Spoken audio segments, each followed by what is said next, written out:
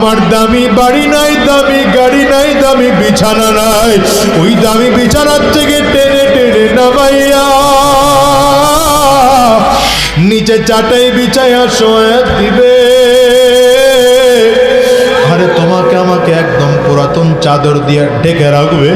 সন্তান এসে চিৎকার করে আব্বা আব্বা বলে ডাকবে, ডাকের সাড়া দিতে পারবো না। পর্দার আড়ালের মা, সন্তান এসে মা বলে ডাকবে, ডাকের সাড়া দিতে পারবো না।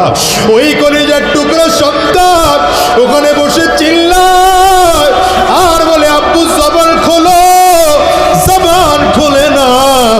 আব্বু জবাব দেওয়ার মতো শক্তি নাই। একদল লোক চলিয়া যাবে বাজার থেকে কাফনের কাপড় কিনে আনার জন্য, একদল লোক চলিয়া যাবে সাবান কিনে আনার জন্য, একদল লোক চলিয়া যাবে বাঁশ কিনে আনার জন্য।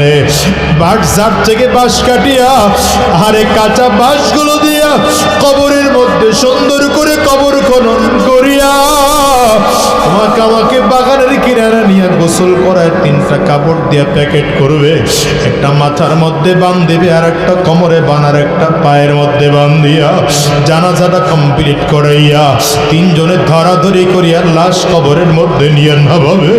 আরে দুনিয়ার যুবক, যদি চোখে পানি না আসে কান্নার বান্দরে মালিকের কাছে মাপ চাও।